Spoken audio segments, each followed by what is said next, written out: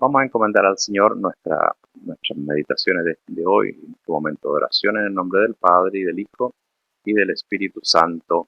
Amén. Vamos a invocar la presencia del Espíritu. Ven, Espíritu Santo, ilumina los corazones de tus fieles y enciende en nosotros el fuego de tu amor. Envía, Señor, tu Espíritu, y todas las cosas serán creadas y renovarás la faz de la tierra. Te pedimos, Padre, que envíes tu Espíritu, que nos inspire, que nos fortalezca y que también nos ayude a discernir siempre tu voluntad. Por Jesucristo nuestro Señor. Dios te salve María, llena eres de gracia, el Señor es contigo. Bendita eres entre todas las mujeres y bendito es el fruto de tu vientre, Jesús. Santa María, Madre de Dios, ruega por nosotros pecadores, ahora y en la hora de nuestra muerte.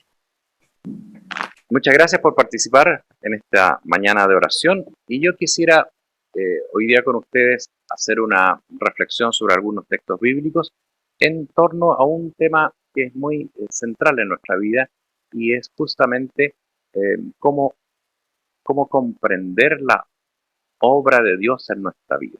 Bueno, no es que podamos comprenderla completamente porque Dios es Dios y no un ser humano, como dice ahí el texto de Job. Dios es Dios y es distinto a nosotros.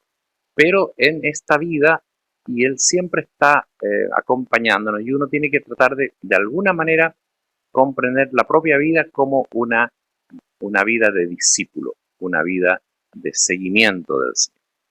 Y tal vez, para comprenderlo bien, uno tiene que volver hacia la propia vida y darse cuenta cómo Él ha actuado en la propia vida, y es la manera de que uno tiene de darse cuenta también cómo Él es.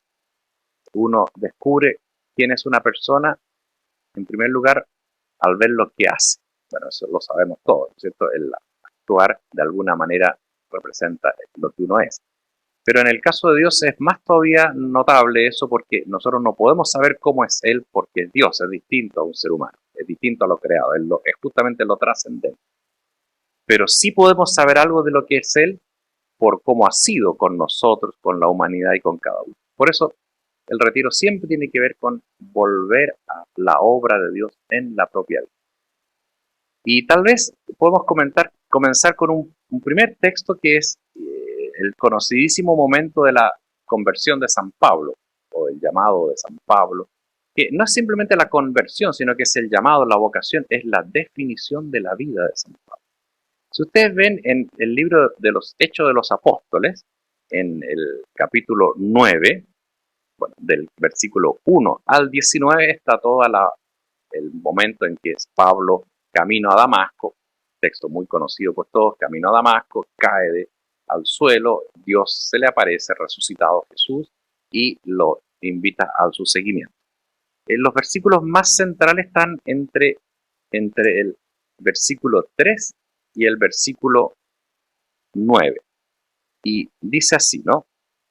Yendo de camino, cuando estaba cerca de Damasco, Pablo, ¿no? Saulo, llamado en ese momento, lo envolvió de pronto una luz venida del cielo, cayó en la tierra y oyó una voz que le decía, Saúl, Saúl, ¿por qué me persigues? Él le pregunta, ¿quién eres, Señor? Yo soy Jesús a quien tú persigues. Pero levántate, entra en la ciudad y te dirán lo que debes hacer. Los hombres que iban con él quedaron mudos de espanto porque oían la voz, pero no veían a nadie. Saulo se levantó del suelo y aunque tenía sus ojos bien abiertos, no podía ver nada. Y lo llevaron de la mano a Damasco. Bueno, el texto ahí es bien notable porque narra justamente lo que ocurrió. Que inesperadamente, dice, de pronto, en realidad de pronto uno podría decir es inesperadamente. Ocurre algo completamente inesperado, y es que siendo él un perseguidor de la iglesia, yendo precisamente a Damasco, precisamente a apresar cristianos, inesperadamente se le aparece Jesús. Pero aquí el punto fundamental es que cuando dice Jesús se le aparece, le dice, soy a quien tú persigues, pero no le reprocha más nada, sino que le da inmediatamente una misión. Y le dice, anda a Damasco, allí se te dirá lo que tienes que hacer. Ahora, es interesante que esta narración la dice el redactor, que sería Lucas o la comunidad lucana, el Lucas con toda su gente, escrito mucho tiempo después de lo que había ocurrido aquí, escribe esto. Pero no es la narración de Pablo, sino que es la de Lucas. Pero cuando Pablo, en la carta a los Gálatas, en el capítulo primero de la carta a los Gálatas, narra esto mismo sobre él, no lo dice exactamente igual. Bueno, no es que dice otra cosa, dice lo mismo, pero dice lo mismo de otra manera.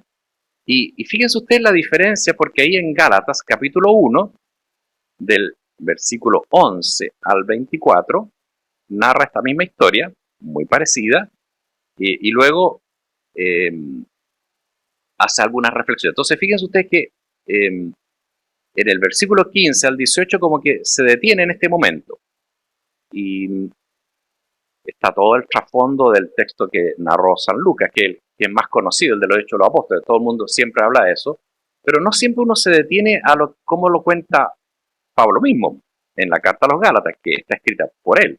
Entonces dice en el versículo 15 del capítulo 1, más dice, cuando aquel que me separó desde el seno de mi madre y me llamó por su gracia, tuvo a bien revelar en mí a su Hijo para que lo anunciase entre los gentiles, al punto de, sin pedir consejo a hombre alguno, ni subir a Jerusalén, donde los apóstoles anteriores a mí, me fui a Arabia, desde donde volví a Damasco.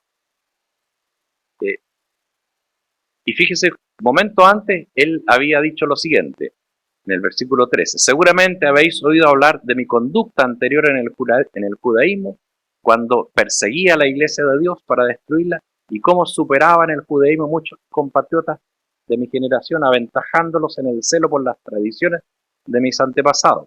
Y ahí viene lo que acabo de decir. Cuando aquel que me separó desde el seno de mi madre me llamó por su gracia. Vean ustedes que él no cuenta los detalles, que se le apareció, que quedé ciego, que iba en el camino, sino que dice, cuando aquel que me separó desde el seno de mi madre y me llamó por su gracia. Vean ustedes la diferencia.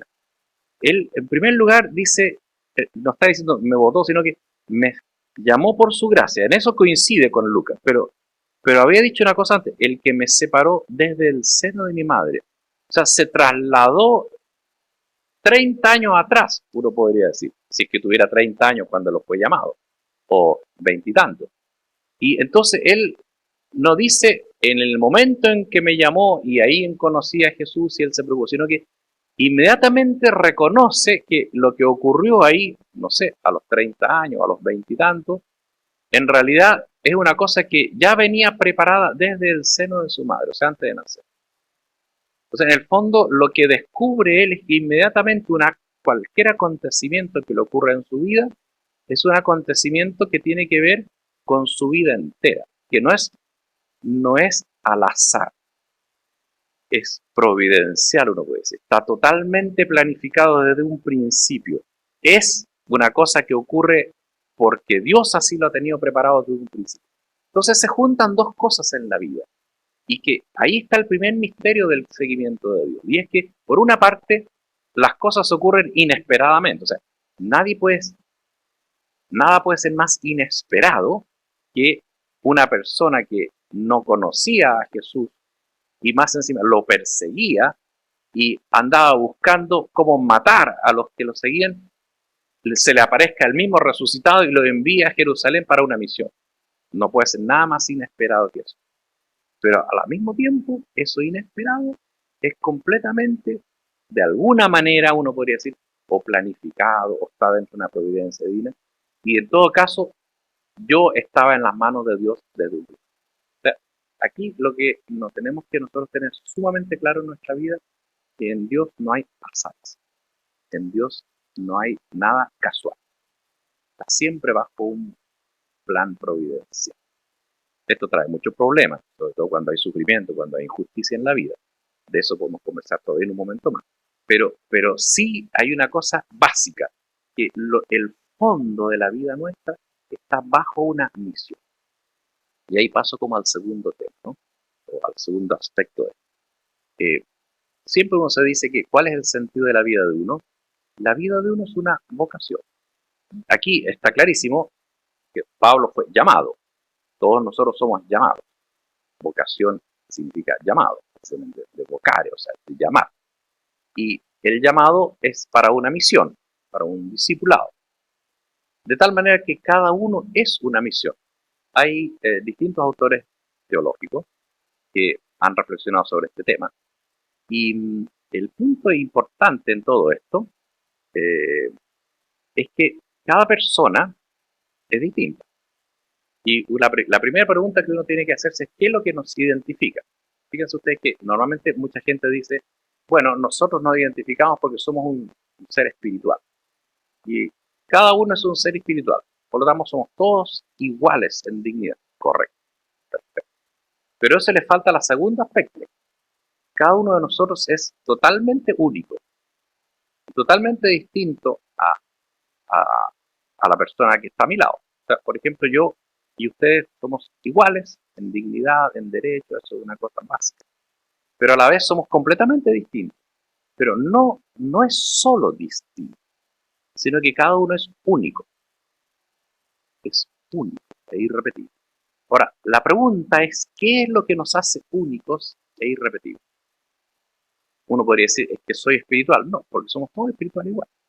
Sino que lo único que nos hace irrepetibles no es tampoco las cosas semejantes. O sea, el que yo estoy aquí, ustedes allá, claro, eso es irrepetible.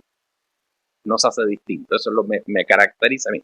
Aquí me caracteriza el que estoy predicando este retiro y ustedes los caracteriza el que están en su casa.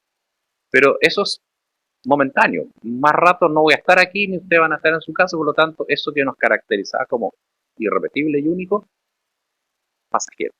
Entonces, hay algo irrepetible y único que sea permanente y que me identifique como tal. Y finalmente, lo único es mi relación con Dios. Porque esa relación con Dios no es algo pasajero, sino que es única y permanente.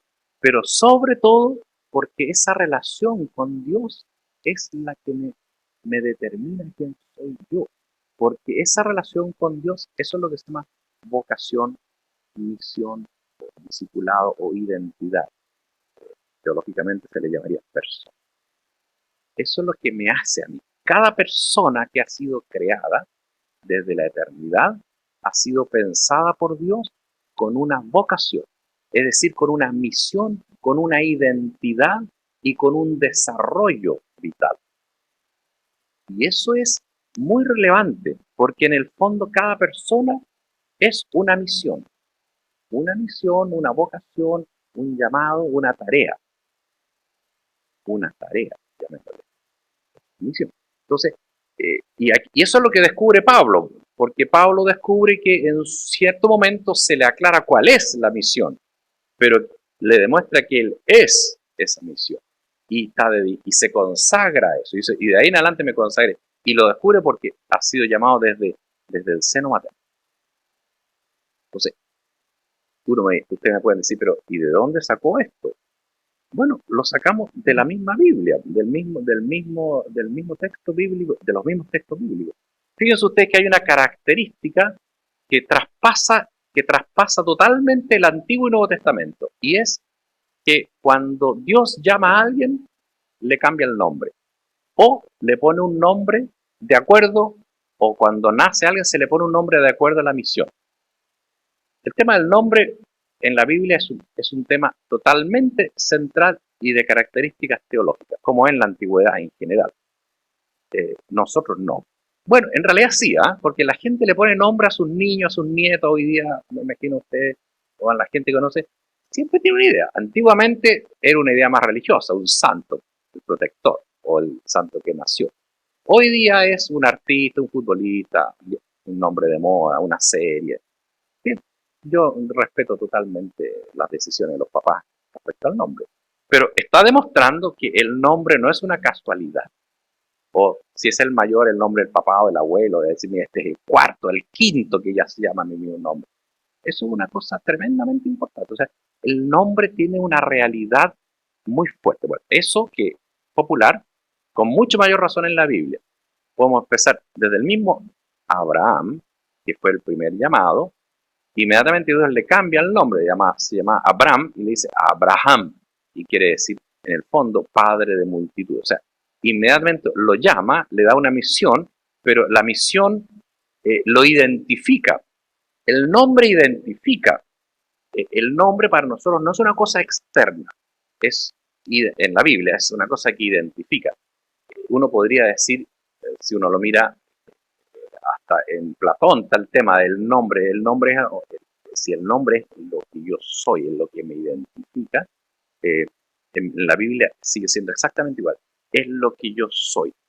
Y por lo tanto, si yo tengo una nueva misión, tengo que cambiarme el nombre. Entonces, con eso estoy diciendo que la misión identifica mi ser. Yo paso a ser lo que estoy llamado a ser. Lo cual se da otro aspecto que ya entraremos, pero quiero todavía poner un par de ejemplos más. Cuando a Juan Bautista lo hemos visto recién, se le pone el nombre de Juan precisamente es porque fue una gracia de Dios y lo identifica como una persona que tiene una misión que va a ir mostrando la salvación que ya llega. A San Pedro, obviamente no se llamaba Pedro, ¿no es cierto? Y Simón. Y sin embargo se le llama piedra, roca fundamental, porque va a ser la roca fundamental. Y así siempre se le va poniendo el nombre que significa la misión. Entonces uno se podría preguntar, cada uno de nosotros, una cosa que es tradicional en la iglesia, ¿qué nombre se pondría cada uno? Y uno se puede poner un nombre que quiera. Para la confirmación uno se cambiaba nombre, pero claro, uno se cambiaba un nombre. A veces habían unos sacerdotes que hacían algo que yo no encuentro que está bien. A todos le ponían, a todos los hombres José y a todas las mujeres María. Está bien, es una manera de devoción, ¿no? Pero en realidad uno tendría que dejar que cada persona diga mi nombre es mi misión, me gustaría tener un nombre más. En la vida religiosa era un poco así a veces. Pero más allá del nombre y de lo que eso significa, la gran pregunta es, ¿qué está detrás de todo esto? De toda esta reflexión que yo acabo de hacer y de presentar. En el fondo, aquí son tres ideas que me gustaría que pudiéramos meditar también, ¿no? Uno, que uno tiene que saber que desde toda eternidad Dios me pensó a mí y tiene un plan para mí. Yo soy una persona que he sido pensada. Esto lo dice ya la carta a los Efesios al inicio y la carta a los Colosenses también dice, antes de toda creación hemos sido pensados en Cristo, hemos sido creados en Cristo. ¿Qué significa ser creados en Cristo? Es decir, que hemos sido pensados en Él. O sea, cada uno es algo. Entonces, uno tendría que decir que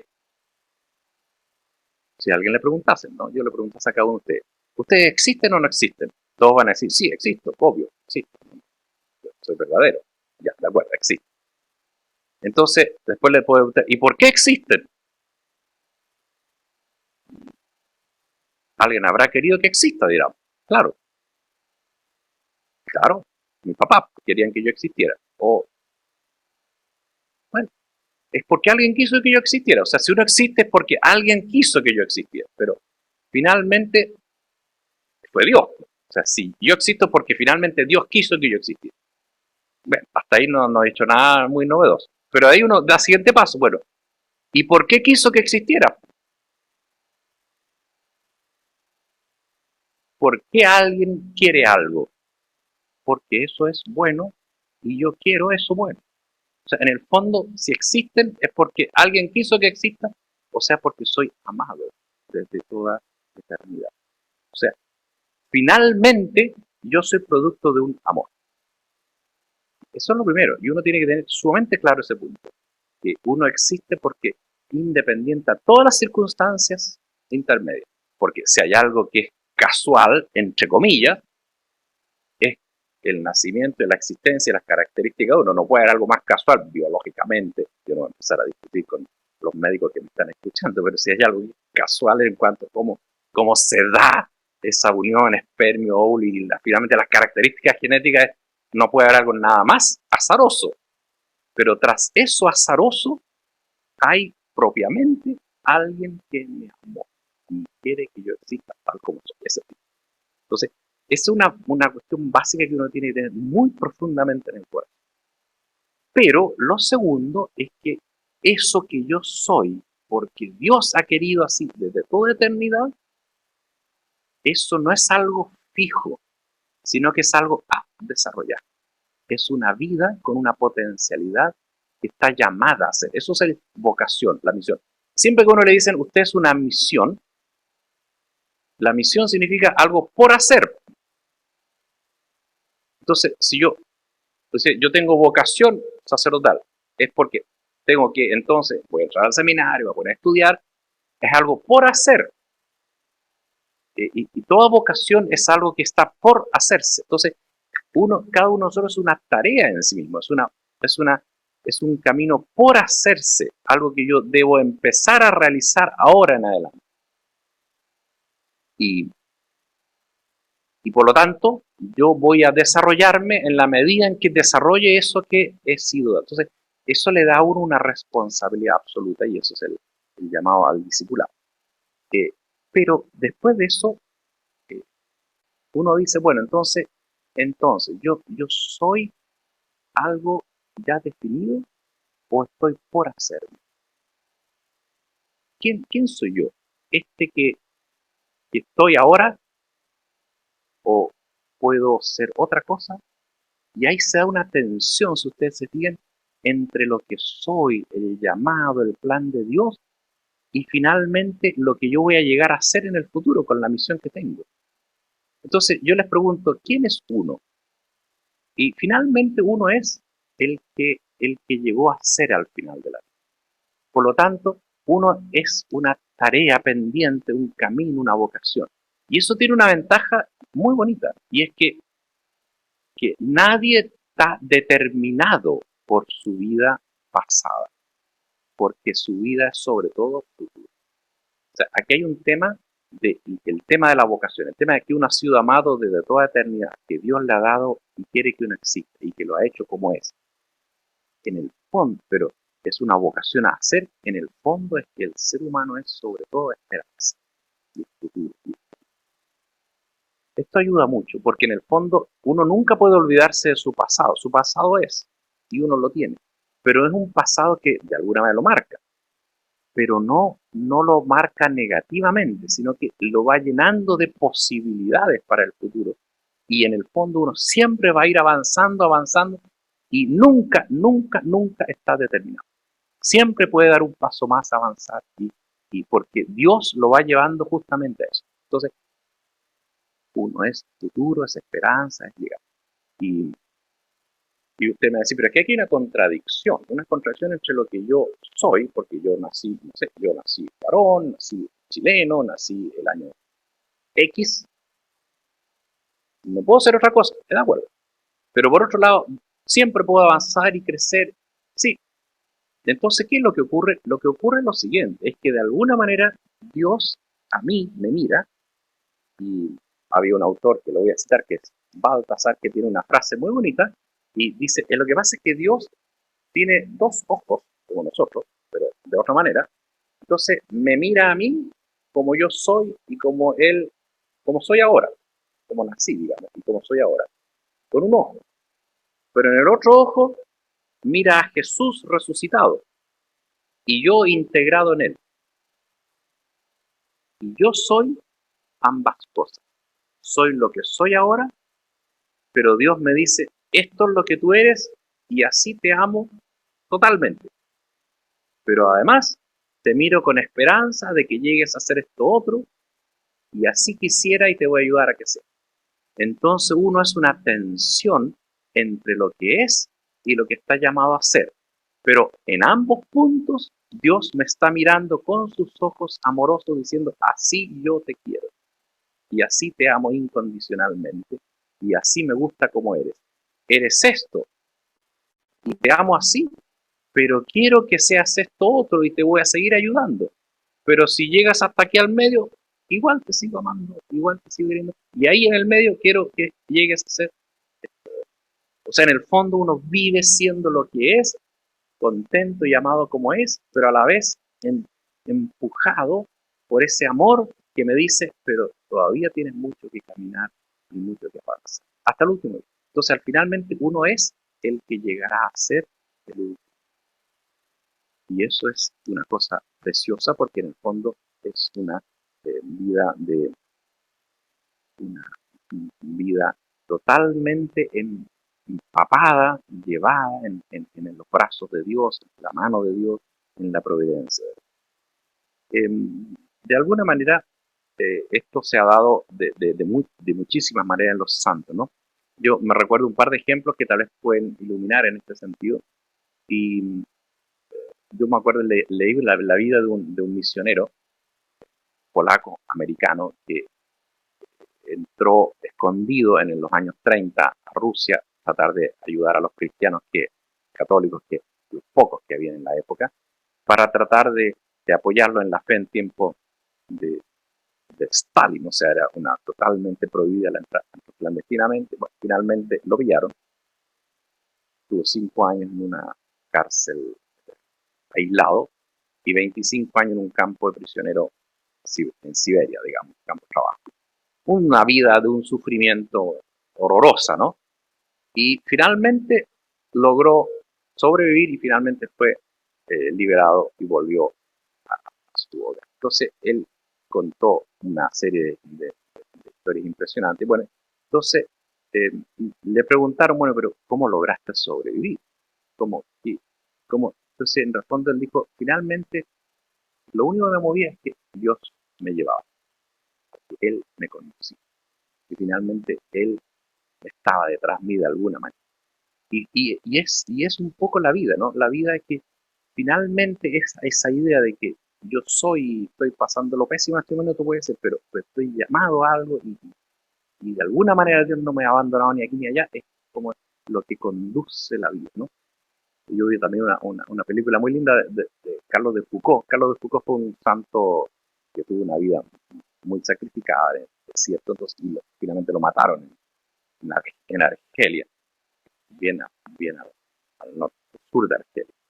Y entonces la película, da lo mismo la película como sea, pero tenía la presentaba de una manera muy bonita, porque era en el momento en que lo iban a matar.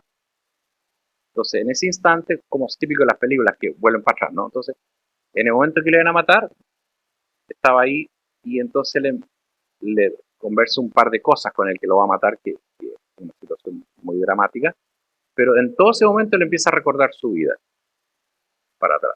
Y hasta llegar a ese instante, entonces la película en el fondo es explicar por qué lo están matando. Pero lo interesante es que es como él empieza a recordar que todos los aspectos desde niño, que fue una época que fue ateo, incluso no creyente, como todas esas cosas de alguna manera están presentes en el martirio final, porque nada es desechable en la vida. Para Dios nada es sin sentido y nada es despreciable o nada es eh, útil, entre comillas, para encontrarse con él. Entonces, yo creo que nuestra vida, y creo que es el punto esencial, es que uno sienta que su vida está bajo el alero de Dios, pero de una manera misteriosa, pero real. Los padres de la iglesia siempre lo tuvieron muy presente. Yo diría que un tema eh, esencial para eso, y en eso quisiera terminar, es que justamente el amor de Dios es incondicional y está siempre presente. Ustedes pueden leer en un momento más 4 textos bíblicos, uno de los 4, digamos, en esta primera parte, un momentito de oración. Uno es, yo lo voy a mostrar, uno es Oseas 11, que es un clásico texto de los profetas. Oseas capítulo 11, donde Dios muestra un amor impresionante por el ser humano. Y lo trata, dice así en Oseas 11, del versículo 1 al 4, ¿no? Dice, cuando Israel era niño, lo amé, y de Egipto llamé a mi hijo. Y cuanto más lo llamaba, más se alejaba de mí. Pero continúa después en el versículo 3, yo le enseñé a caminar a Efraín, o Egipto, Israel es eso, tomándole por los brazos, pero no sabían que yo los cuidaba. Los atraía con cuerdas de amor, con lazos de amor. Yo era para ellos como una persona que alza a un niño contra su mejilla y me inclinaba y le daba de comer. Vean ustedes que en el fondo lo que está diciendo, yo soy como esa mamá que tiene una guaguita. O sea, la imagen de Dios que me tiene como si fuera mi mamá conmigo aquí, cuando tenía 1 año, no me acuerdo, pero sí, me acuerdo cuando me tenía en los brazos, alguna vez. Y entonces Dios dice, eso soy yo para ti. Esa imagen de Dios como madre o como padre que quiere, eso es justamente lo que a uno tiene que marcarlo. O lo mismo pasa en Isaías 49, en el versículo 14, que es un texto muy semejante, que no siempre se recuerdan tantos, pero son muy importantes. Decía, decía el versículo 14 del capítulo 49, decía Israel, me ha dejado Yahvé, o Dios, el Señor, y se ha olvidado de mí. Entonces Dios responde, ¿acaso olvida una madre a su niño sin dolerse del hijo de sus entrañas? Pues aunque esas personas se olvidasen, yo jamás te olvidaría. Aquí estás tatuada en mis manos. Te tengo siempre presente tus murallas. O sea, en el fondo dice, tan absurdo como que una mamá se olvide de su hijo, es que yo me olvide de ti. O sea, en el fondo está diciendo, yo soy un amor, el mío es más fuerte que el de una mamá, y más encima te tengo tatuado en mi brazo. O sea, no te puedo olvidar nunca. Un tatuaje hoy día ya lo sabemos de sobra, no se borra más. E identifica casi una persona. Bueno, y Dios nos tiene tatuados en sí mismo, en su mano, nos ve. O sea, es un amor y una presencia absolutamente indispensable. Entonces, uno debería siempre tener presente eso. Isaías después continúa en el capítulo 62, en el versículo 4, dice, Dios se complacerá en ti y tu tierra será desposada. Como un joven desposa a una chica, se casará contigo tu edificador. El gozo de un novio por su novia será el gozo de tu Dios por ti. Es impresionante, ¿eh? A mí siempre me impresiona que Dios, a través de los profetas, cuando llega el momento culminante, se identifica y trata de explicar que su amor, su presencia con nosotros, es como la de un esposo, bien de un novio bien enamorado, o de una mamá con su agüita, o de una mamá o de alguien que te lleva tatuado, tatuado. Mucha gente, futbolistas, se tatúan el nombre de su hija, tatuado. Bueno, esas son las imágenes que Dios dice, bien concretas, bien decidoras. Entonces, creo yo que uno tendría que pensar un poco más lo que significa esa imagen de Dios y lo que significa para mí el que yo me identifico como tal en esa relación. Bueno, voy a dejar hasta aquí, vamos a dejar unos minutos de oración personal, lean este texto, eh, pero piensen, traten de darle vuelta en un momento de silencio como a esto, ¿no? A esa relación que existe en que yo me identifico, fíjense usted, ¿no? Yo soy lo que soy de acuerdo al plan de Dios, a la vocación a Dios. O sea, me entiendo en relación a Dios. Mi identidad tiene que ver con mi relación con Dios. Pero si mi identidad tiene que ver de mi relación con Dios y la relación de Dios conmigo la define Dios como un amor semejante a una mamá con un niño o un novio, saquen las conclusiones para su propia identidad, su propia misión, su propia actitud, ¿no?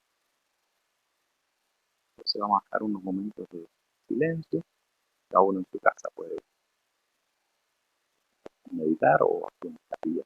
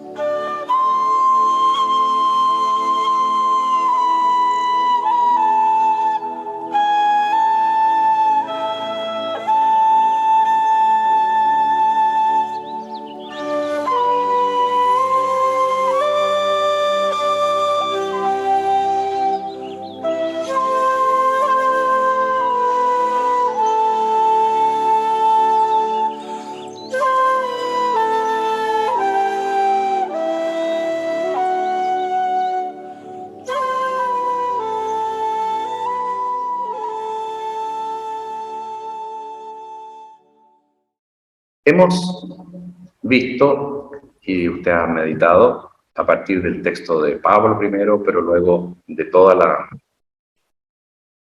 diríamos, de los textos de la providencia divina, y sobre todo pensando en cómo Dios nos ama, que hay digamos, que nosotros vivimos en Dios, ¿no? Mismo San Pablo lo decía, en Dios vivimos, nos movemos y existimos. O sea, toda nuestra vida es en Dios. Pero ocurren dos cosas en la vida. La primera es que cuesta ver a Dios. Muchas veces las personas no, como que se niegan o se autoniegan, o no queremos decir, no nos gusta decir, no entiendo a Dios o no está Dios en mi vida, porque como que uno cree que eso es como una falta de fe. Pero en realidad no, es algo normal. Sería muy raro que usted me dijera, no, yo veo a Dios, lo siento, lo escucho. Puede darse, no niego que pueda darse, pero lo normal es que no ocurra eso. ¿Y por qué? Porque Dios es justamente lo distinto a nosotros. O sea, ¿qué es lo que define a Dios? Que es distinto, que no es sensible, que no es visible, que no es audible, que no lo puedo tocar, y que justamente es lo completamente distinto a lo que nosotros experimentamos. Nosotros todo lo que experimentamos es creado. Experimentamos el aire, experimentamos las rocas, las personas, todo lo que experimentamos es creado. Y Dios no es creado, por lo tanto es distinto a todo lo que nosotros experimentamos. Por lo tanto, no hay nada de extraño en que uno no vea a Dios, no lo toque, bueno, y uno por eso lo conoce por fe, pero, y lo deduce, dicen, bueno, tiene que existir alguien que haya creado las cosas, o sea, uno deduce a Dios, uno cree en Él por la fe, por la aparición en Jesucristo y por el testimonio que hemos recibido, pero entonces no hay nada de extraño en que de repente uno diga, no entiendo a Dios. No lo entiendo. Obvio, no se le puede entender, porque es Dios. Fíjense ustedes que, entonces, ese es un tema, voy a entrar al tiro de eso. O sea, una cosa es que uno no entienda a Dios, y no es extraño. Entonces, en este proceso vital que uno lleva, una cosa y que le tiene que meditar y que a veces lo hace entrar en situaciones difíciles es justamente el no entender a Dios. Y la segunda cosa que a uno le pasa en la vida, y que le puede pasar en tantas cosas, pero también en la fe, es que de repente uno se cansa. Estoy cansado, me canso de creer, me canso. Y uno como que pierde la fuerza. Son cosas normales que pasan. Y por eso son los retiros. Los retiros son justamente para renovarse en lo que fue el cansancio y para tratar de comprender mejor lo que a veces es incomprensible. Vayamos entonces a lo primero, que es, a veces uno no comprende del todo a Dios. Y es normal que uno no lo comprenda, porque, como dijimos, es distinto de todos nosotros. Si uno lo comprendiera perfectamente, tal vez no es Dios. Porque justamente, si lo comprendo todo, San Agustín decía, si comprendes a Dios, ese no es Dios. O sea, lo que comprendiste no era Dios, comprendiste otro. Porque Dios es incomprensible. Pero no por eso es irracional y no por eso hace cosas extrañas, no. Pero no siempre lo entiendo. Entonces, lo primero que uno tiene que tener es ojos para ver adecuadamente dónde está Dios. Porque son ojos de la fe, ojos de alguna manera, ojos distintos. Entonces, lo primero que uno necesita para ver a Dios, dado que es incomprensible, son ojos adecuados para ver. Y eso sí uno los puede tener por la fe. Son ojos con una mirada nueva, ¿no? Fíjense ustedes que hay un texto que es tremendamente conocido, que lo hemos leído 1000 veces, lo leemos todos los años en Cuaresma y en las liturgias penitenciales lo ponen siempre, obvio cuál es, Lucas 15, el hijo pródigo. Pero no siempre se meditan todas las cosas del hijo pródigo. Normalmente lo que se medita del hijo pródigo, tal vez lo que digo ustedes lo conocen, pero me parece igual oportuno recordarlo, ¿no?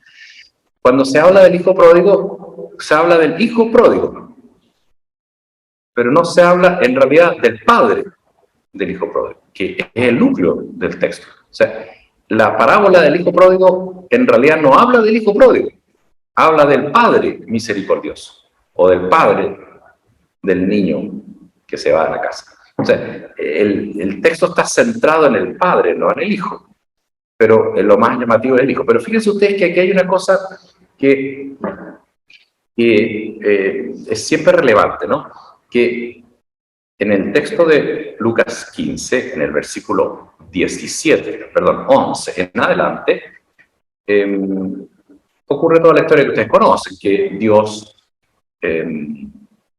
este niño dice de repente, quiero quedarme con la parte que me corresponde, me quiero ir a la casa. Hay que entenderlo en el sentido de esa época en que el padre tenía todo su hijo y nieto, y se mantiene todo en la casa. Cuando el padre muere, el hijo mayor se hace cargo, pero se hace cargo de todos, y así siempre. Entonces el hijo pródigo de repente dice, yo me quiero ir, no quiero seguir bajo este padre. Bien, tiene el derecho a hacerlo y se va, pero malgasta todo y vuelve. Pero ahí está todo el problema, cuando vuelve, porque él ha malgastado todo, entonces él había decidido irse y ya no vivir más en su casa, o sea, no tiene derecho a volver a su casa, ese es el punto, porque él decidió irse y hacer una vida propia, lo cual estaba en su derecho, pero significaba que él renunciaba a la otra casa. Entonces, le empezó a ir mal y quiso volver, algo que él ya no tenía derecho. Ese es como el principio que está detrás. Entonces, ¿qué es lo que dice él? Entonces, en el versículo 17, entonces se puso a reflexionar, después de haberse ido, y pensó, ¿cuántos jornaleros de mi padre tienen pan en abundancia, mientras que yo aquí me muero de hambre? Es una experiencia normal de él. Entonces, y piensa, me pondré en camino, iré donde mi padre y le diré, Padre, he pecado contra el cielo y ante ti. Ya no merezco ser llamado hijo tuyo, trátame como uno de tus jornaleros. Y para, o sea, en el fondo dice, claro, ya perdí todo el derecho, voy a ir, al menos me acepté como trabajador. Es la única posibilidad que tenía de volver. Porque ya como hijo no podía volver porque había decidido hacer su vida propia. Y vuelve, y aquí ocurre lo increíble, porque cuando va en el versículo 21, llega, ¿no es cierto? Estando lejos en el versículo 20, lo vio su padre, se conmovió, corrió, el padre, se echó al cuello y lo besó. Entonces ahí el hijo le dice lo que tenía que decir, lo que había pensado decirle. Y fíjense usted lo que le dice. Padre, he pecado contra el cielo y ante ti. Ya no merezco ser llamado hijo tuyo. Pero el padre dijo a sus servidores, daos prisa, y ahí continuó. O sea, si ustedes se fijan, no alcanzó a decirle todo. De las 3 frases le dijo las 2 primeras y el padre ya lo abrazó y le dijo. Ahora, lo interesante es qué es lo que le dijo y qué es lo que no le dijo. Porque le dice, eran 3 frases, ¿no es cierto? Si uno mira arriba, dice, Padre, he pecado contra el cielo y ante ti. Es verdad, se lo dijo. Ya no merezco ser llamado hijo tuyo. Es verdad, se lo dijo. Trátame como uno de tus jornaleros. Ah, no, eso no. Eso no se lo permite el padre. Eso no. Pecaste, sí. ¿No merecerías ser tratado como hijo acá? De acuerdo.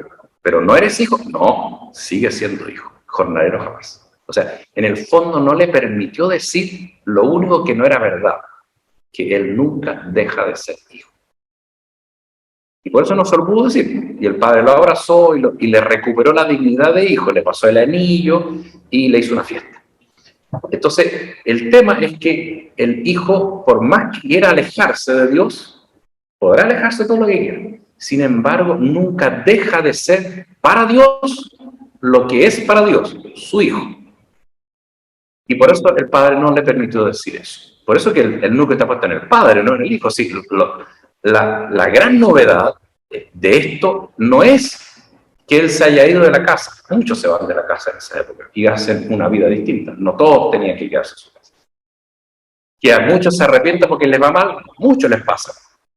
Que muchos quieran volver a trabajar como jornaleros, pasa también. Pero lo que es raro, lo que es totalmente nuevo, es que este hijo nunca, para este padre no dejó de ser hijo. O sea, para Dios no deja de ser hijo, nunca, nadie. Es decir, esto es tremendamente importante porque en el fondo muestra que nosotros podemos alejarnos y tergiversar y mal utilizar nuestra relación con Dios, pero Dios nunca deja de ser lo que es y lo que siempre ha sido con nosotros, Padre. Bueno, ¿qué ocurre con el hermano? Porque eso es interesante. El hermano, no lo voy a leer la historia, el hermano, el hijo mayor, ¿no es cierto?, se enoja, dice, ¿cómo es posible que le hagan una fiesta? Yo nunca te he tratado, me he ido y no me haces fiesta y ahora, bueno, o sea, uno siempre dice, le dio envidia. No, no es envidia. Es que no entendió lo del padre. O sea, nunca entendió que el padre lo amaba a él por ser su hijo, no por lo que hacía ni cómo se había portado. Y el hijo mayor decía, yo me he portado bien, tú no, el otro no, yo sí. A mí le viste... O sea, él creía que la relación con su padre tenía que ver con su comportamiento. Y en cambio, la parábola dice, no, tu relación con tu Padre Dios no depende de tu comportamiento. Depende de Dios, que ama totalmente, incondicionalmente, siempre. Vean ustedes cuál es el punto, ¿no? El punto aquí es, ¿quién es Dios? Y cómo se hace la relación conmigo. La relación conmigo es incondicional de parte de Dios. No cambia nada. Y entonces, el problema entre los dos hijos, fíjense ustedes que si uno mira bien, el hijo pródigo, cuando se aleja y se da cuenta que está mal y decide volver, ¿por qué decide volver? Tal vez no lo pensó mucho, pero inconscientemente, tal vez en el trasfondo de su vida, dijo y pensaba, me va a recibir. Si no, no vuelve. Si uno cree que cuando llegue le van a pegar, no vuelve. Pero el hijo pródigo de alguna manera había experimentado que podía volver. Y volvió.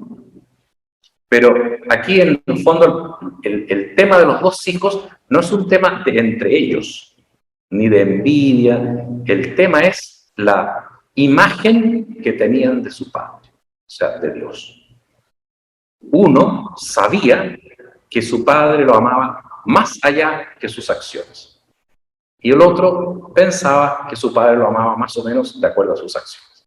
Entonces, es un tema de comprensión de Dios. Por eso es que estoy diciendo que el tema de quién es Dios y cómo lo entiendo y cómo lo experimento es tremendamente importante porque eso determina también mi propia vida. O sea, determinó que este hijo no se fuera, tal vez quería irse y no se fue nunca. Determinó una relación relativamente mala con su hermano y en el otro determinó volver a su casa después de haber perdido todo. O sea, la imagen de Dios, la imagen que tengo respecto a Dios, cómo lo pienso, este amor gratuito es sumamente importante en la vida. Porque muchas veces en la vida uno se mueve pensando en que Dios me va a querer o no me va a querer. Entonces, fíjense usted, voy a poner un par de ejemplos de cómo imagino a Dios. Le voy a poner otro ejemplo. A veces, parecido a esto, muchas veces la gente piensa más o menos como el hijo mayor. O sea, esta imagen, esta parábola, por algo Dios la escribió, porque en el fondo uno más o menos popularmente, y no quita eso a los cristianos, se nos viene esta imagen de que Dios, bueno, un poco la relación con Dios tiene que ver con mi respuesta, lo cual tampoco es totalmente equivocado en el sentido de que obviamente mientras más desarrollo mi vida me relaciono mejor con Dios, pero en cuanto que eso me ayuda a mí, no en cuanto que Dios me va a amar más o me va a amar menos, es incondicional. Entonces, uno siempre se ha fijado que cree que si tiene un problema, un sufrimiento, como que tiene que ver también con mis acciones. La frase clásica, ¿no? Me pasó este dolor, me pasó este accidente, ¿qué habré hecho? ¿Qué habré hecho? Como si dependiera de lo que yo hice. Claro, el pecado y otras cosas sí traen consecuencias. La maldad de otro me puede afectar a mí, evidente. Si alguien va, me asalta y me mata, son responden a las cosas que pasan. Pero más allá de eso, no es que yo sufra más o menos porque me porte más o menos. Sí en lo directo, o sea, si yo robo y pues me meten a la cárcel, sufro la cárcel por mi culpa, pero no porque, pero eso no significa que los sufrimientos, una enfermedad, un dolor, tiene que ver con que yo no me porté tan bien y una suerte de castigo.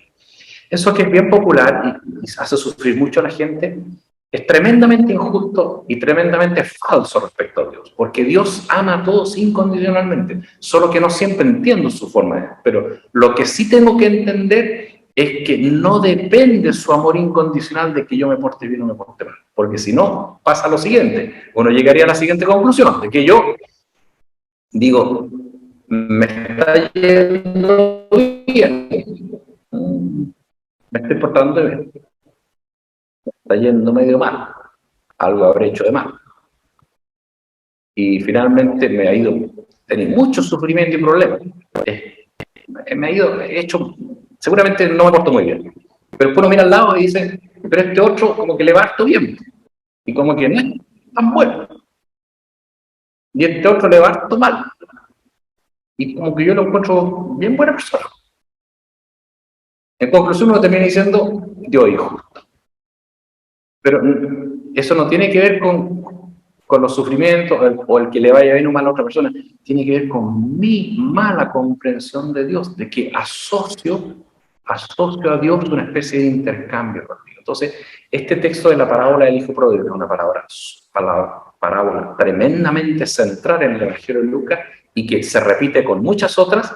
Lo que está mostrando es la incondicionalidad del amor de Dios y del cuidado de Dios. Entonces, esa incondicionalidad es una base, un tema de fe básico, absoluto, que uno tiene que tener presente en su vida si quiere comprender a Dios. Luego uno trata de entender todas las otras cosas, pero tiene que partir desde la base intocable de que su amor es incondicional. Entonces hay cosas que yo no comprendo, pero no las puedo interpretar entonces como que tienen que ver con que yo me porté mal y por eso me vino esta enfermedad o cosas así. Me he detenido en este tema para mostrar cómo es importante que uno mire bien y comprenda bien quién es Dios, ¿no? Y eso se llama una providencia y un camino en esa línea. Y usted me va a decir, bueno, pero ¿qué hacer para comprender lo incomprensible? Bueno, hay muchas cosas, pero una primera base que yo les diría es lo que una vez me dijo un sacerdote cuando yo también tenía mis dudas de por qué me pasaban ciertas cosas. Y en la vida uno siempre se hace preguntas, ¿por qué pasa esto? ¿Por qué ocurre esto otro? Y entonces me dijo una respuesta que la encontré simpática, ¿no? Y me dijo que esto yo estaba en realidad estaba en el colegio todavía, o sea, niño. Y me dice, que era un profesor que yo tenía en el colegio, me dice, mira, me dijo, anda anotando todas esas cosas que no entienden. Y cuando llegue al cielo se las preguntas a Dios, porque allá te va a responder, porque antes no lo vamos a forzar. Pero tú anda anotando, entonces vas a tener una lista. Me dijo él, yo tengo una larga lista también. Y si las tengo anotadas todas, para cuando llegue al cielo se las preguntaré. Bueno, él falleció hace unos meses y me imagino que le habrá hecho todas las preguntas a Dios, ¿no? Y ahora me lo respondió para mí, que era niño en el colegio, ¿no? Pero es súper sabio, es tremendamente profundo, ¿no? O sea, en el fondo, no intentes comprender todo. Lo único que tienes que comprender es que Dios te ama incondicionalmente, te va a ayudar, te va a acompañar y va a seguir contigo toda la vida y va a ir comprendiendo. A veces uno comprende después de muchísimos años cosas, como el mismo Pablo dice, me eligió en el seno materno, pero en realidad ahora recién me vengo a dar cuenta y ahora recién se viene realizando. Pero entonces uno va mirando. Es por eso que siempre en la vida, siempre en la vida, se ha fijado, siempre los retiros, siempre es como volver atrás, mirar esto. Y eso muestra una característica que tienen todos los grandes santos de la iglesia. Se ha fijado que uno encuentra muchos que escriben una autobiografía. San Ignacio escribió la autobiografía, un libro breve, precioso. Santa Teresa del Niño Jesús, la historia de un alma que se llama, pero es un auto, sí, en realidad es un nombre posterior, se llama autobiografía en el fondo. Y otros que escriben autobiografía. Es distinto a las memorias, ¿no? Porque las memorias de cualquier persona que escribe sus memorias son un elenco de alabanzas hacia sí mismo que uno puede hacer. Está bien, es válido. Las autobiografías de estos santos es otra cosa, es cómo Dios ha actuado en mi vida, que es distinto a una exaltación de todas mis virtudes. Pero si uno lee la autobiografía de San Ignacio, es toda una reflexión sobre cómo Dios lo fue llevando día a día. Y en ese sentido, siempre la vida cristiana se va enriqueciendo porque uno va descubriendo, no para adelante, sino que para el pasado, cómo Dios fue actuando. Por eso, pero hay que mirar con una mirada, que es la mirada del amor incondicional de Dios que me va a llevar. Entonces, cada uno de nosotros tiene que saber eso, ¿no? Que su vida está marcada por un Dios que lo ama incondicionalmente y que lo ha ido llevando todos los días de la vida hasta el último día. Y por eso uno siempre vuelve atrás y revisa, pero bajo una perspectiva básica que es el amor incondicional. Usted me podría decir, pero ¿de dónde sacó eso? Yo lo digo porque está en Lucas, pero además, de alguna manera está también diríamos, en el credo. Porque ¿se han fijado ustedes que dice siempre uno, creo en Dios Padre Todopoderoso, creador del cielo y la tierra? Y es el acto de fe básico que uno tiene. Uno siempre comienza en la misa los domingos, ¿cierto? Creo en Dios Padre Todopoderoso.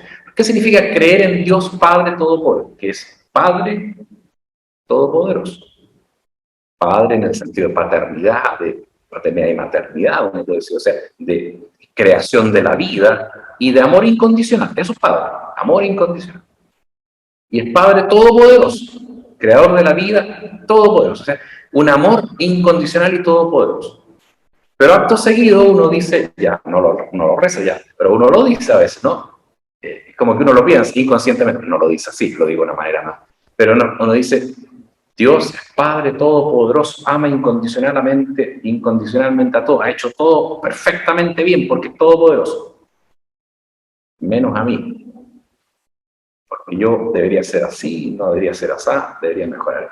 Esto no me debe haber pasado. O sea, al final uno termina diciendo Dios es todopoderoso con todos, menos conmigo. Porque en mí como que no estuvo del todo bien. Lo cual es falso. Pero en realidad no es que uno lo diga ni lo piense directamente así. Pero en el fondo, cuando uno no tiene una mirada de Dios con su amor incondicional, termina y no logra darse esa cuenta, entonces no logra percibir de fondo que las cosas, aun cuando dolorosas, difíciles e incomprensibles, pero no están ajenas a la totalidad de la conducción de Dios que pasa por las distintas circunstancias humanas, pero me va a seguir llevando con cosas, no se pierde el amor. Y Dios está ahí.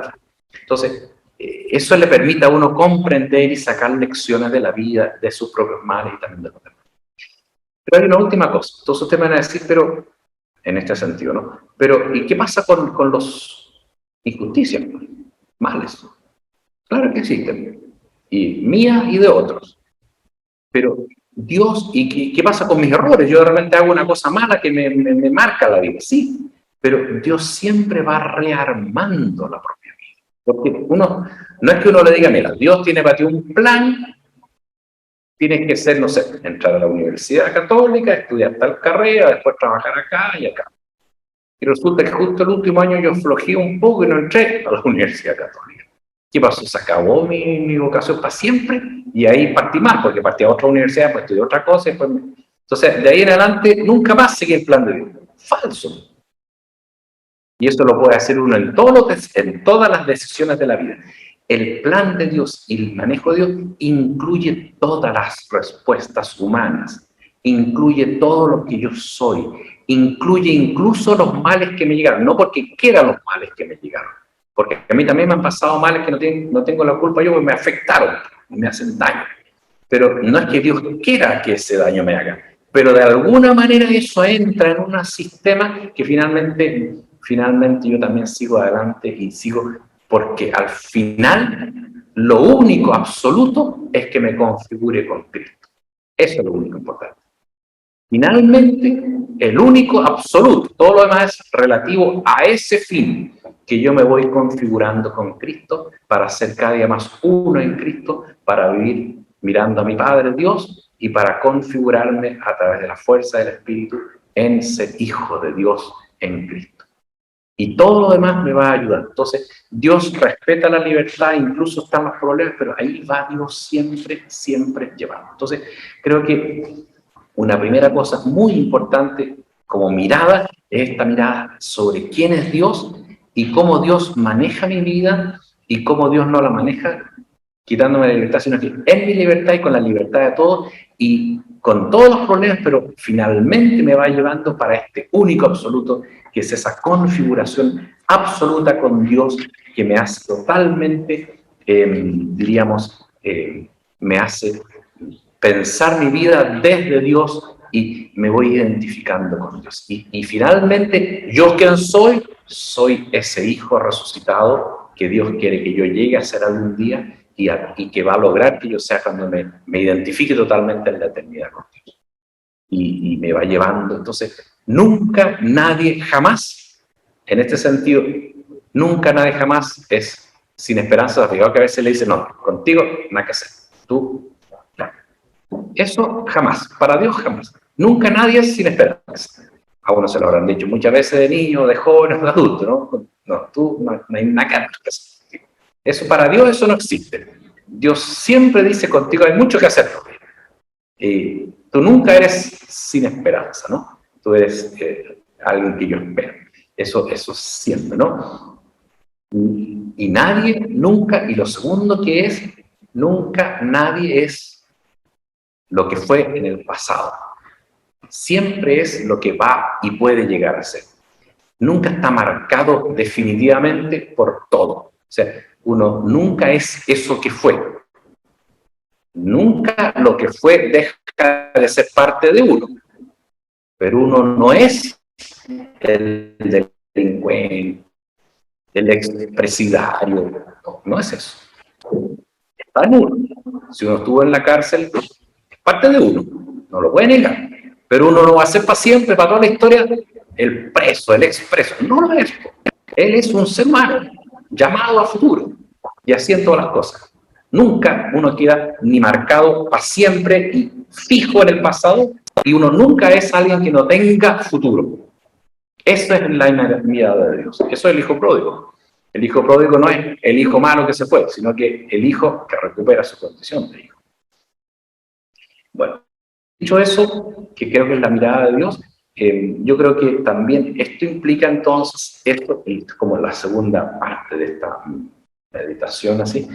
Dicho eso, uno necesita a lo largo de la vida renovar su fe y su convicción en esto, ¿no? Porque la vida siempre le trae nuevas situaciones. Entonces uno tiene que estar renovándose. ¿Se han fijado ustedes que en la iglesia repite un montón de cosas siempre? En la liturgia, todo. O sea, todos los domingos uno tiene que volver a repetir el credo. Y todos los años para la Pascua uno renueva las promesas bautismales, ¿se han fijado? Y todos los retiros uno nuevamente hace como la revisión de vida y se confiesa uno periódicamente. Entonces, la vida humana es siempre como en repetición. Y una de las cosas más tradicionales en la vida humana y en la vida cristiana son los aniversarios. Se celebran con harta pompa. ¿Por qué? Porque uno tiene que volver a comenzar. El volver a comenzar es parte del ser humano como tal, según lo piensa Dios. Es muy bonito porque yo como sacerdote tengo 35 años de sacerdote, así que ya tengo mucha experiencia de vida. Y una de las experiencias lindas es cuando vienen las parejas y quieren hacer su renovación, su aniversario matrimonial, 10, 15, 20, 60, 65. El récord que tengo son 70, viejitos, pero tenían 70 años. Bueno, los renovan. Entonces, lo divertido, bueno, eso es una cosa conocida, ustedes están acompañado a tanta gente, o los cumpleaños, pero lo divertido es que mucha gente te dice a veces, sí, nosotros nos hemos casado 3 veces. porque nos casamos, después a los 25 nos hicimos renovación, y después a los 50 de nuevo. 3 veces nos hemos casado. Y en cierto sentido es una manera de decir que efectivamente es un aniversario, pero un aniversario que te hace comenzar de nuevo, en todo. O sea, uno vive recomenzando, siempre. Y la vida religiosa consagrada, todos los años renueva sus votos. Los sacerdotes todos los años, Jueves Santo, renovamos las promesas. No es que uno sea allí y así pasa en la vida matrimonial.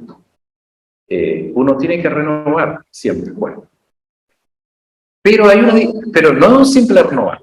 Sí, hay una cosa que es, ¿a dónde quiero llegar? Hay un punto que es distinto cuando uno hace una promesa cristiana, cuando se convierte y dice, ya, voy a ser cristiano y me bautizo, a cuando 20 años después, en la Pascua, renueva su promesa bautismal. ¿Cuál es la diferencia? Que después de 20 años, yo sé mucho mejor cómo es la vida. Entonces, yo renuevo. No digo que valga más. No, eso solo Dios sabe. Pero tiene un peso distinto. O sea, mientras más va pasando la vida, uno más sabe que las cosas no son tan buenas como uno habría pensado, ni tan fáciles como había pensado, ni tienen todas las cosas. Entonces, a medida que va pasando la vida, las renovaciones son mucho más densas, más profundas, a veces más duras, porque están marcadas con historia. Le voy a mostrar 4 pasajes bíblicos donde se da esto, en distintos aspectos, y creo que pueden ser muy significativos, y después ustedes tendrán unos minutos para leerlo, ¿no? Partamos con uno primero que es muy clásico, que es Juan, capítulo 21. Vean ustedes que estoy entrando en un tema que es muy preciso, ¿no?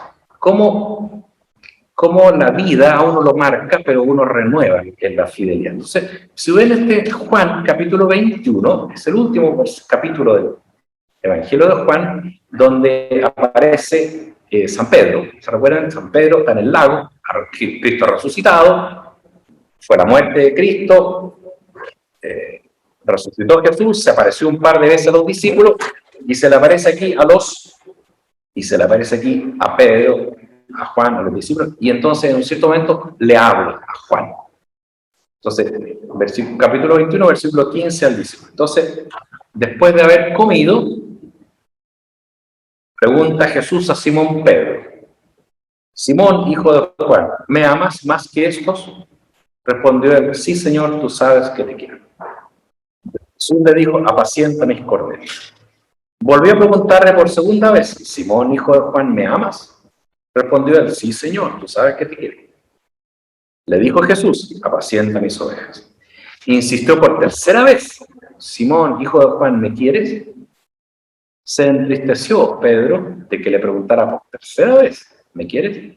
Y le dijo: Señor, tú lo sabes todo, tú sabes que te quiero. Y Jesús le dijo: apacienta mis ovejas. Bueno, ese es el pasaje clásico muy conocido. Ahora, Jesús le preguntó 3 veces por 3 veces. 3 veces tiene mucho significado. Uno es que en la Biblia el 3 es como perfección. O sea, si tú quieres realmente decir es, de todas maneras, es fijo, es absoluto, es infinito, 3 veces. O sea, 3 veces quiere decir una cosa muy bien hecha, totalmente. Entonces, por eso, 3 veces. Pero estas 3 veces a Pedro, ¿qué le recordaban? Las 3 negaciones. Era evidente que le recordaban las 3 negaciones, que también haberlo negado 3 veces es como decir: lo niego definitivamente, que es muy duro. Entonces, las 3 negaciones aquí se retoman con 3 actos de amor. Pero, ¿cuál es la gracia de esto? Que Jesús le pide renovar. Ya que me negaste 3 veces, te pido que me reconozcas que me amas en realidad 3 veces. Y lo hace. Pero aquí hay 2 cosas que son importantes que están aquí a la vista, aunque una está más a la vista que la otra. La primera es que Jesús le pregunta: ¿me quieres? Sí, Señor, tú sabes que te quiero. ¿Me quieres? Sí, Señor, tú sabes que te quiero. La tercera vez, ¿me quieres? Y ahí entonces la tercera vez, Pedro le dice, Señor, tú lo sabes todo, tú sabes que le agregó, tú lo sabes todo. Ese todo, en el fondo, Señor, tú sabes todo, tú sabes que te traicioné, que fui débil, que fallé, que soy. Pero tú sabes que te quiero. O sea, en el fondo, le renovó a la tercera vez, y por fin dice, Señor, habiendo pasado todo, renuevo mi cariño. En el fondo es decir, lo renuevo ahora vale más que aquella promesa llena de orgullo que te dice antes de la pasión. Aunque todos te abandonen, yo no te abandono. Eso lo había dicho el mismo Jueves Santo, en la tarde. Aunque todos te abandonen, yo no te abandono. Al rato lo abandonó y lo negó. Entonces ahora le dice, Señor, soy débil, sabes cómo soy, sabes que soy frágil, pero tú sabes que te quiero. O sea, le renovó sabiendo la propia debilidad. Y eso se expresa todavía más en el griego es distinto que en el español, porque en el español tenemos una única palabra para dos palabras griegas en este caso. Entonces, tú me quieres, en el fondo, Jesús le pregunta 2 veces, ¿tú me amas con todo tu corazón? Sí.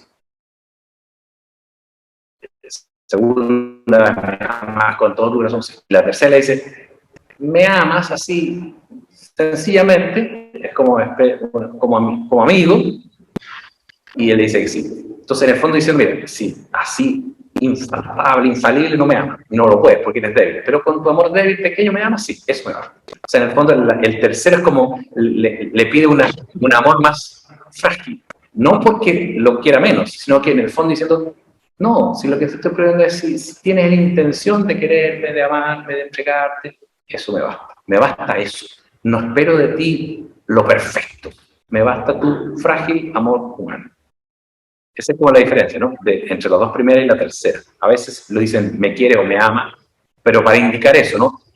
Cuando él, o sea, la tercera vez le pregunta simplemente quiero saber si quiere entregarte. Eso es todo. Entonces, vean ustedes cómo lo que hace Jesús es aceptar aquí en Pedro y en nosotros la buena disposición y el amor frágil que tenemos.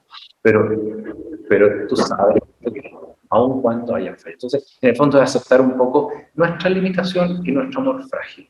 Pero ese es el que quiere Dios de nosotros. Entonces, la renovación siempre es una renovación menos orgullosa y más de la misma animal. Es como lo que ocurre si uno elige, si uno va a ser amigo de alguien, si quiere casar con alguien. Dice ya, muy bien, nos casamos, o somos amigos, o trabajamos juntos, pero a la primera que se acaba todo. No resulta nada. A la primera falla, te vas. O sea, depende de que falla. O sea, va a fallar, van a haber problemas, no nos vamos a entender en todas las cosas, pero tú sabes que te quiero, ese es como el punto, ¿no? O sea, a Dios uno lo sigue con su propia fragilidad. Eso es lo que este primer texto uno va renovando sabiendo su propia limitación. Ese es como el punto de fondo. Hay otro pasaje también que lo ayuda. Entonces, eso es para el primero, antes de pasar al segundo. Este primero es simplemente para que pensemos siempre de que Dios no se deja, digamos, a Dios no le destruye su amor nuestra fragilidad, porque solo espera en nosotros nuestro frágil amor con todo el deseo. El otro texto que es interesante es el de Mateo 20. Si van al Evangelio de San Mateo, capítulo 20, aparecen ahí los dos discípulos más, diríamos, empeñosos que tenían. Mateo capítulo 20, versículo 20, son los hijos de Zebedeo. Los hijos de Zebedeo se han hecho famosos por ser los hijos del trueno. Son gente muy deseosa de seguir a Jesús al máximo, ¿no? Entonces,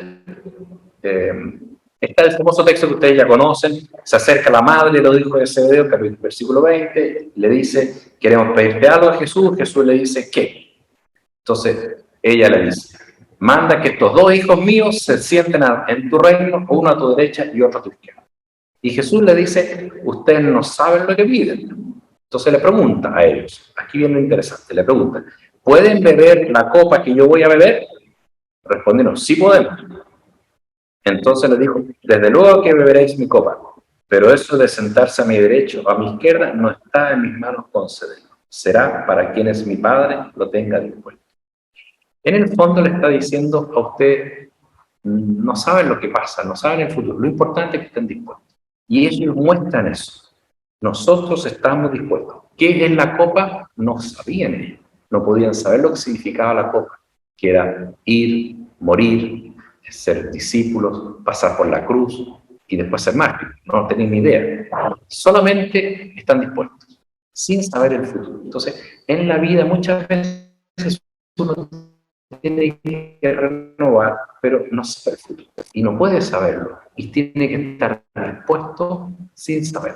Con Dios es exactamente lo mismo. Yo creo que todos nosotros tenemos la misma experiencia. Yo puedo hablar de mi experiencia y ustedes de la suya, pero yo cuando entré al seminario el año 80, o cuando me ordené sacerdote el 86, o sea, 35 años, y más de 40, si uno piensa en el seminario, cuando entré al seminario, uno se imaginaba su vida sacerdotal de una cierta manera. Yo debería haberla grabado ahí, haber puesto todo lo que me imaginaba cómo iba a ser más o menos, intentando saber que sacerdote diocesano, estar en Santiago, estaría en distintas parroquias, o sea, y todas las cosas. Y miro mi vida ahora, después de 40 años, 41, es totalmente distinta. Tiene nada que ver como me la imaginé. No digo ni mejor ni peor, distinta, otra. Dios me llevó por otros caminos. Ahora, lo que sí les puedo asegurar es que son completamente inesperados y inimaginados. Y no me lo habría imaginado, porque uno puede decir, mira, tal vez me toque esto, o tal vez sea así, o así. Tenía varias posibilidades. Yo me acuerdo más o menos como me imaginaba. Eran varias. Pero ciertamente, como ha sido, no. Esa no me la imaginé. Me imaginé muchas otras, pero no la que fue. Y eso es así. Uno tiene que estar... Ahora, yo estaba dispuesto a seguir al Señor totalmente. Y lo sigo estando. Pero no podía saber, como los discípulos, cómo iba a ser. Y eso en todas las cosas. O sea, el hecho de que las cosas no sean como uno no tiene que... Y el deseo de seguir, porque uno no puede saber el futuro. Ahora, eso es lo lindo de la vida, ¿no? Que uno no sepa cuál es el futuro, porque siempre lo vemos. Entonces, también uno puede revisar ese texto mirando si uno está dispuesto o no, no sabiendo qué viene. Porque si uno está dispuesto y dice, mire, mañana va a haber, un ejemplo tonto, ¿no? Mañana va a haber esta comida. ¿Quiere ir a comer? Sí, voy, porque me gusta eso. O te dice, mire, venga a comer, a lo que venga, a lo que caiga. Ah, sí, estoy dispuesto. Le puede gustar o no gustar, pero tiene que comerse igual. Entonces, es distinto estar dispuesto sabiendo que no sabiendo. Entonces, lo importante es que Jesús me pregunte si estoy dispuesto a seguirlo, no sabiendo cuál camino me va a traer. Y esa es la gracia del seguimiento. Y Dios sabe dar sorpresas, porque imaginación le sobra. Eso lo sabemos todos. Hay otro texto parecido que va más en la... profundiza un poquito más. Fíjese usted en Mateo, capítulo 16, el muy archiconocido texto donde Jesús le pregunta a Pedro, ¿quién dice que la gente que es? ¿No? La profesión de fe de Pedro. El texto no lo voy a leer completo, pero Mateo 16, capítulo 16, versículo 13 al 28, ¿no? Entonces, fíjense ustedes que no lo voy a leer completo, pero llega Jesús a Cesarea de Filipo y le pregunta a la gente, ¿quién dice la gente que soy yo? Varios le dicen, uno que eres Juan Bautista, otros que Elías. Bueno, él le pregunta en el versículo 16, ¿y ustedes? ¿Quién piensa que soy? Y ahí entonces Pedro toma la palabra a nombre de los demás. Que Pedro, esa es la gracia de Pedro, que como era el líder, pero además el que hace la primera profesión. Entonces, Pedro toma la palabra en el versículo 16 y dice, Simón Pedro contesta, tú eres el Cristo, el Hijo de Dios vivo. O sea, lo reconoce como el Mesías, el Salvador. Y Jesús le dice, bienaventurado, esto te lo reveló mi Padre. Es un texto muy bonito y que es digamos, el primado.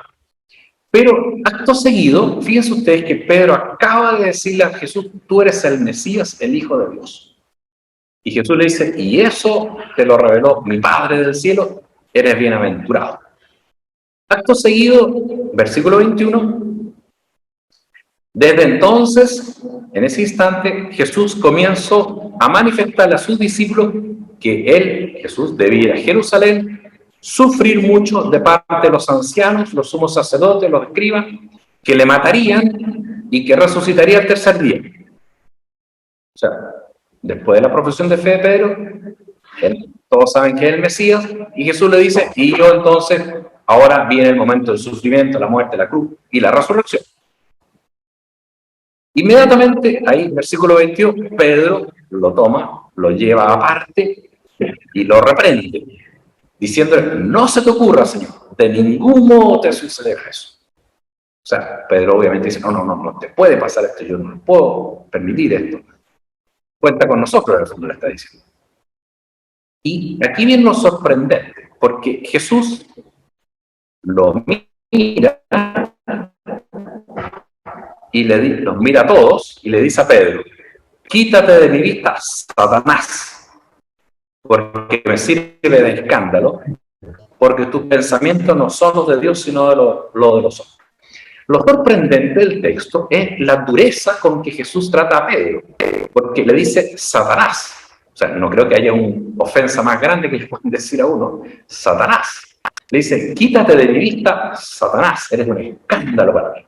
Justamente, acto seguido, haberle dicho, bienaventurado Pedro, más encima te voy a dar las llaves de mi reino, y lo que tú ates en la tierra será atado en el cielo. O sea, después de la bendición, lo trata mal. ¿Cuál es el problema? Fíjense ustedes que Pedro no dijo algo tan malo. ¿O les parece que es tan malo decirle a Jesús, por ningún motivo te puede pasar eso? No quiero que te pase eso. No voy a permitir que te pase eso. Yo creo que es una cosa muy noble. ¿No les parece a ustedes que es noble? Si alguien te dice voy a sufrir, digo, no puedes sufrir. Yo no quiero que sufra, no lo vamos a permitir. En el fondo se lo está diciendo, no vamos a permitir que tú sufras. Entonces, y Jesús le dice, lo trata tremendamente duro. Fíjense usted cuál es la explicación teológica, en la siguiente. Porque Jesús le dice, fíjense el paso, ¿no? Jesús le dice, ¿quién dicen ustedes que soy yo? Pedro dice, tú eres el Mesías. Jesús lo reconoce. Eso es lo que Dios, exactamente eso es, Dios lo dice. O sea, eso es así. Y por lo tanto, dice, yo tengo que sufrir ahora la muerte y la resurrección. Ese es el proceso, ¿no? ¿Quién soy yo? El Mesías. Eso es lo que Dios dice. Y por lo tanto, ahora voy a sufrir. Y Pedro entonces dice, no sufrirás. Entonces, la respuesta de Jesús, este es el significado. Es decir, mira Pedro, tú tienes toda la razón. Yo soy el Mesías. Tienes toda la razón en eso. Pero cómo debe ser el Mesías, eso no te corresponde a ti. Eso lo sabe solo Dios. O sea, en el fondo, tú reconoces que soy Dios, pero no me digas cómo debo ser como Dios. Perciben el punto, ¿no? Perciben la cosa, ¿no? O sea, tú reconoces que soy el Salvador, pero tú no me puedes decir cómo debo ser como Salvador. Eso lo sé solo yo. O sea, en el fondo eres un escándalo. Quieres decirme lo que haga. En el fondo es la vida, la providencia, el futuro, el cómo soy Dios, eso depende de Dios. O sea, en el fondo hay que aceptar que Dios es Dios. Dejar a Dios ser Dios. Porque nuestra gran tentación es decirle a Dios cómo debe ser. Y eso es lo que ha estado atrás un poco de todo lo que venimos diciendo. A Dios yo no le debo decir cómo debe ser. Dios es Dios. Le pongo un complemento de Job. ¿Se recuerda el libro de Job? Yo no sé si... Ese es un libro precioso. Es un libro bien poco conocido en la historia, excepto la historia inicial y la historia final de Job. Pero los discursos del medio no se conocen, que son de los textos más profundos e importantes de la Biblia, poco conocidos. El libro de Job es el siguiente, la historia de Job es la siguiente. y para cerrar el punto, ¿no? Job era un hombre muy bueno, muy santo, le iba muy bien y Dios lo bendecía, y de repente, por distintas circunstancias, empieza puro sufrimiento. Se le mueren sus hijos, se enferma, pierde toda la plata, pasa a ser digamos, una persona sin casa, tirada en la calle. Entonces ahí llegan 3 amigos de él y le dicen, los 3 amigos sabios se supone, le dicen: Job, te acompañamos, sufrimos contigo, somos uno contigo, solidarios contigo. Y le dicen: pero mira, lo que tienes que hacer es arrepiéntete de tus pecados, porque por algo te está pasando esto, arrepiéntete, pide perdón, no digo, seguro Dios te bendice. ¿Y qué hace Job? Entonces, y los amigos insisten, lo que tienes que hacer es arrepentirte, porque por algo te pasa. Y Job dice: no, o sea, sí, pues dice, claro que tengo que arrepentirme, pero no soy más pecador que ustedes. Y así que no me arrepiento. No me arrepiento no porque no quiera arrepentirme, porque soy súper pecador, pero en el fondo no tengo, pero no, ese no es el problema. Ustedes no me tienen por qué venir a decirme que me arrepienta porque ustedes son igual de pecadores. Y ahí empieza la discusión, ¿no? Ellos le dicen: lo que pasa es que eres un orgulloso, no te quiere arrepentir y por eso te va mal. Y Job dice: sí, soy pecador, pero no es el problema. No me puede ir mal por eso. No estoy de acuerdo. Entonces, ahí va toda la discusión en eso, ¿no? Y termina finalmente, en el último capítulo, aparece Dios finalmente. Y Dios dice: a ver, ¿quién sabe cuándo tú creé yo las cosas? ¿Quién sabe cuántas estrellas hay? ¿Quién sabe? Bueno, entonces todos se quedan callados. Y Job dice: mejor me callo y no hablo más porque no puedo hablar de lo que no sé. Entonces ahí Dios dice: miren, los 3 amigos no me conocen, no saben quién soy yo. Job es el único que me conoce y me conoce bien. Y ahí termina el texto, ¿no? En el fondo, ¿qué es lo que está diciendo? Aquí el único que me conoce es Job, que comprende, que no comprende, que no me comprende. Y por eso me conoce. Y los amigos que pretenden saber quién es Dios, no me conocen nada, porque inventan Dios. Todo el tema del sufrimiento y la justicia tiene que ver con eso. En el fondo, decir, Dios es distinto y actúa distinto a como yo espero. Pero el que me conoce y me ama no pierde la fe en ese momento. Job no la perdió y comprende que hay un misterio tras todo esto, y sobre todo esa persona de alguna manera va a estar siempre unida a Dios, y es lo que le dice también Jesús a Pedro. Mira, Pedro, tú no puedes decirme cómo debo actuar yo, porque es un misterio que escapa a nosotros, pero lo que sí es que tú estás bendecido. Y Job le dice: y lo que pasa con Job, tú eres el único que me conoce y te mantienes en comunión con Dios. O sea, en el fondo de la vida es la comunión con Dios.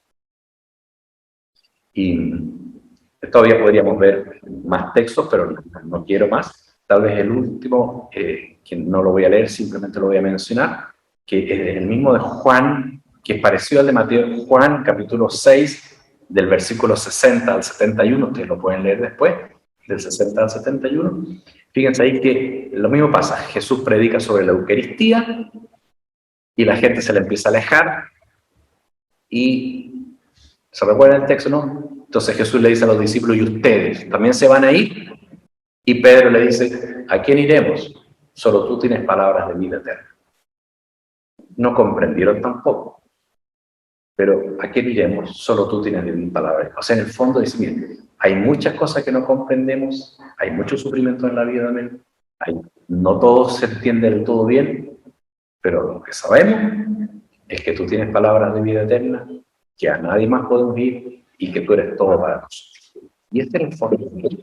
Esa es la fe que es intocable. Y esa es la fe permanente. Esa es la fe que es fundamento. Porque esa fe que es fundamento de la vida es la fe que dice Jesús sobre roca, donde aunque hayan tormentas no se cae, porque está fundada en el verdadero Dios. En el verdadero Dios, que es el que me ama incondicionalmente, aunque no pueda comprenderlo cómo actúa en mi vida. Pero sé que actúa bien y que me conoce. Ese es el fundamento de una vida verdaderamente cristiana. Y pasa siempre, porque es porque está basado en una convicción honda que me ama profundamente. Entonces, miro uno para atrás en la vida y digo, sí, así es. A pesar de todo, ahora lo veo bien. Efectivamente, me ama. Y me ha acompañado y me ha ayudado. Y aquí estoy. Aquí estoy para seguir adelante. Voy a terminar con una historia que leí de un libro, una autobiografía de una niñita que había sufrido mucho en su vida, qué sé yo. Y bueno, en circunstancias, bueno, ya a los 20 como que se resuelve el problema y dice, en realidad yo sabía que tenía dos posibilidades, o moría a otra persona que le hacía daño, pero los dos no podíamos vivir. Bueno, dice, finalmente yo viví, estoy viva y tengo mi vida por delante. Con eso estoy bien, y estoy feliz y sigo adelante. O sea, en el fondo, finalmente uno sabe que la vida de uno es el don más grande que tiene, porque eso está basado en un amor inmenso.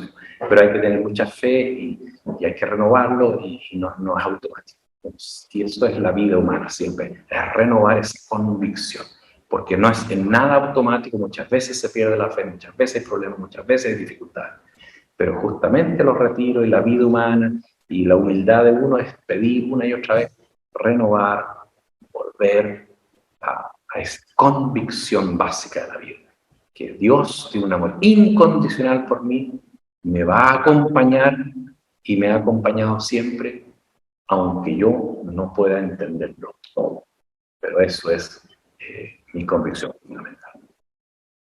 Bueno, yo les voy a dejar esa tarea, ¿no es cierto? Yo voy a terminar mi meditación ahora y hemos casi terminado el tiempo presupuestado, pero yo les dejo a ustedes simplemente hoy o otro día o cuando quieran que hagan su meditación sobre esto y lo recapaciten. No es una cosa que uno resuelve en un día, pero es una reflexión que uno debe acompañarlo toda la vida, porque toda la vida uno tiene que ir renovando su fundamento. Y la vida es finalmente en mi relación con Dios. Eso es en el fondo la vida. Esa es la eternidad y por lo tanto es el origen. Por lo tanto, esta vida tiene que ser, tratar de entenderla como mi relación con Dios. Eso es la vida. Bueno, les dejo la bendición y ahora vamos a pedirle a la Santísima Virgen su intercesión en este momento y les voy a dar luego mi bendición. Dios te salve María, llena eres de gracia, el Señor es contigo, bendita eres entre todas las mujeres y bendito es el fruto de tu vientre Jesús. Santa María, Madre de Dios, ruega por nosotros pecadores, ahora y en la hora de nuestra muerte. Y que Dios Todopoderoso los bendiga, proteja y acompañe a cada uno de ustedes en el nombre del Padre, y del Hijo, y del Espíritu Santo. Amén.